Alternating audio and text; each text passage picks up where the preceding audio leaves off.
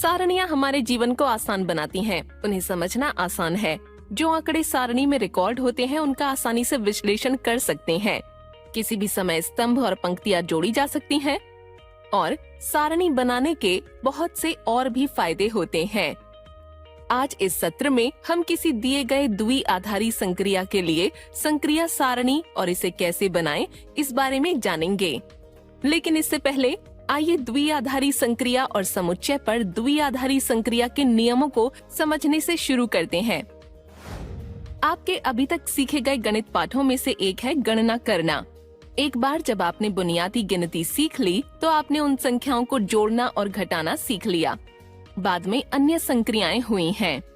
आइए इस वीडियो में द्विआधारी संक्रिया के बारे में विस्तार से जानें। एक समुच्चय x पर एक द्विआधारी संक्रिया स्टार x क्रॉस x से x में एक फलन है। x क्रॉस x में किन्हीं दो अवयवों a, b के लिए एक द्विआधारी संक्रिया a स्टार b के रूप में दर्शाई गई है। सबसे सामान्य द्विआधारी संक्रिया में जिससे आप परिचित हैं वो है जोड़। द्विआधारी नाम उन अवयवों की संख्या से आता है जिनसे संक्रिया एक समय में पूर्ण हो रही होती है। द्विआधारी का मतलब दो से संबंधित, अर्थात एक समय में दो अवयवों के साथ एक द्विआधारी संक्रिया होती है। यदि हमारे पास वास्तविक संख्याओं की तरह अपरिमित समुच्चयों पर जोड़ या गुणा जैसे द्विआधारी संक्रिया हैं, तो हम प्रतीकों का उपयोग करके उनका निरूपण कर सकते हैं। कुछ समय के लिए आइए हम इन अपरिमित समुच्चयों के कुछ परिमित उपसमुच्चयों पर विचार करें ताकि उन्हें निरूपित करना आसान हो जाए। एक परिमित समुच्चय A पर विचार करें जिसमें अवयव 1, 2, 3, 4 हों। A पर द्विआधारी संक्रिया डॉट को परिभाषित करें क्योंकि A डॉट B A और B के बीच अधिकतम मान के बराबर है। आइए इस द्विआधारी संक्रिया के परिणामों को सूचीबद्ध करने का प्रयास करें।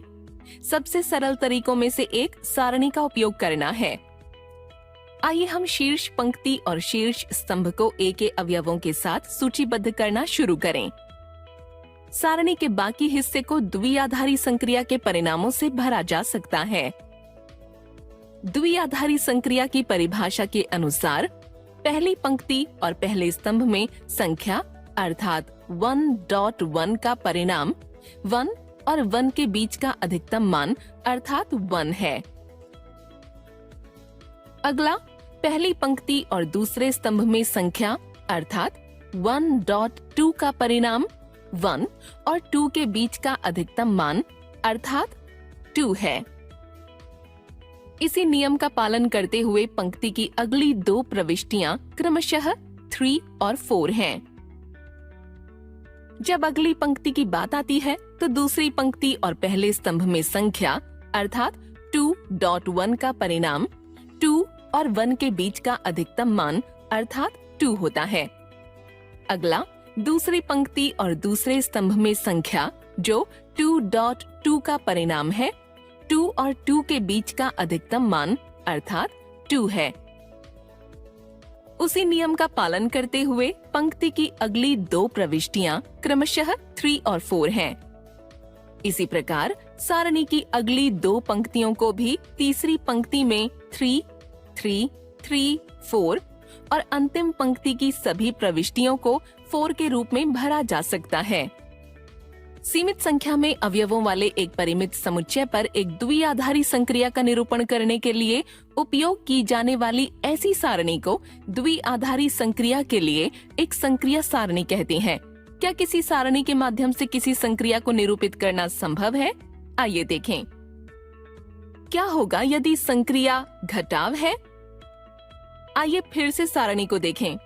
यदि आप पहली पंक्ति और दूसरे स्तंभ की प्रविष्टि को देखें तो आप परिणाम की गणना कैसे करेंगे? यदि पंक्ति में प्रविष्टि को पहले और स्तंभ को दूसरे के रूप में माना जाए तो इसका परिणाम होगा 1 - 2 अर्थात -1। अब यदि हम पहले स्तंभ और फिर पंक्ति में प्रविष्टि पर विचार करते हैं तो परिणाम 2 - 1 अर्थात होगा 1। तो ये अस्पष्ट है।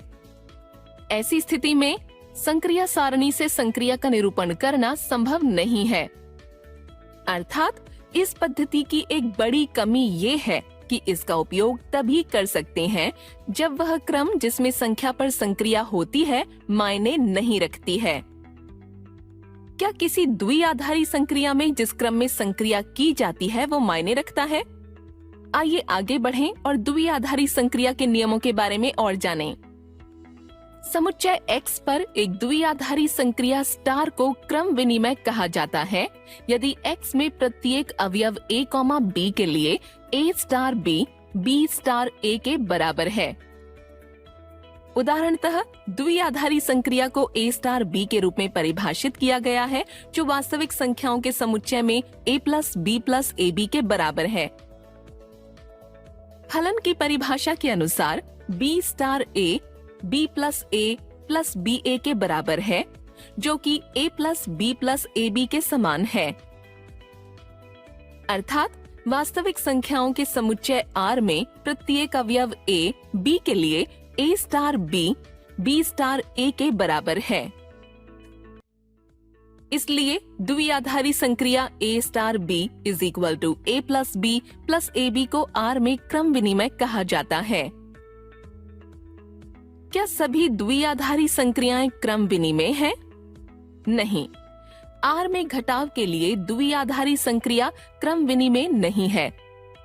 2 माइनस 5 माइनस 2 के बराबर नहीं है। जब आप तीन संख्याओं को जोड़ते हैं तो क्या वो क्रम जिसमें उन्हें जोड़ा जाता है मायने रखता है?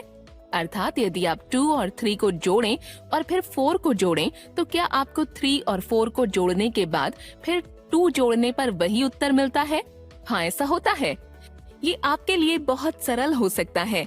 हालांकि यही वो नियम है जिसके बारे में हम आगे जानेंगे और इसे साहचर्य नियम कहते हैं। X क्रॉस X से X में परिभाषित एक द्विआधारी संक्रिया स्टार को साहचर्य कहा जाता है यदि X में किसी भी तीन अवयवों के लिए A, B, C with in bracket A star B star C A star within bracket B star C के बराबर है। सभी द्विआधारी संक्रियाएं साहचर्य नहीं होती। वास्तविक संख्याओं के समुच्चय में परिभाषित संक्रिया A स्टार B पर विचार करें जो बराबर है 3A प्लस B के। यहाँ with in bracket A star B star C को with in bracket 3A plus B star C के रूप में लिखा जा सकता है जो कि बराबर है 3 into 3A plus B plus C अर्थात 9A plus 3B plus C के। हालांकि A star within bracket B star C को लिख सकते हैं A star 3B plus C अर्थात 3A plus 3B plus C के रूप में। इसलिए ये द्विआधारी संक्रिया साहचर्य नहीं है। यदि हम एक से अधिक द्विआधारी संक्रियाओं को संयोजित करें तो हमें एक और दिलचस्प नियम मिलता है जो है वितरण नियम। यदि हम समुच्चय X पर द्विआधारी संक्रिया स्टार और डायमंड पर विचार करें तो X को किसी भी तीन अवयवों A, B, C के लिए यदि A star within bracket B diamond C बराबर है A star B diamond A star C के, तब द्विआधारी संक्रिया स्टार संक्रिया को संक्रिया डायमंड पर वितरण कहा जाता है। आप इससे पहले ही परिचित हैं कि वास्तविक संख्याओं में जोड़ पर गुणन का वितरण होता है। सारांश, आइए जाने हमने क्या सीखा। एक समुच्चय X पर द्विआधारी संक्रिया स्टार X क्रॉस X से X में एक फलन है जिसे A, B के रूप में दर्शाया गया है और A स्टार B में मैप किया गया है।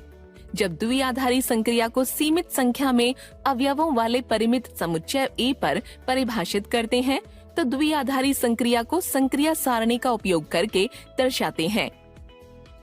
हमने ये भी सीखा कि इसे कैसे बनाया जाता है। तब हमने द्विआधारी संक्रिया के नियमों के बारे में सीखा। एक द्विआधारी संक्रिया स्टार को क्रम विनिमय कहते हैं यदि X में प्रत्येक अवयव A, B के लिए A star B star A के बराबर है।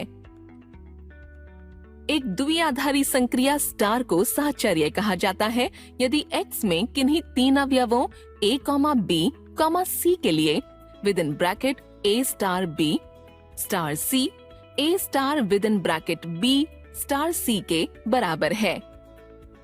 यदि हम समुच्चय x पर द्विआधारी संक्रिया स्टार और डायमंड पर विचार करें, तो x के किसी भी 3 अवयवों a, b, c के लिए यदि a star within bracket b diamond c a star b diamond a star c के बराबर है, तब द्विआधारी संक्रिया स्टार को संक्रिया डायमंड पर वितरण कहा जाता है। अब इसे और बेहतर समझने के लिए स्वयं करें। द्विआधारी संक्रिया के लिए एक संक्रिया सारणी बनाएं, जैसा आपने वीडियो में सीखा है। अपने आगामी सत्रों में हम संबंधों और फलनों के बारे में और जानेंगे।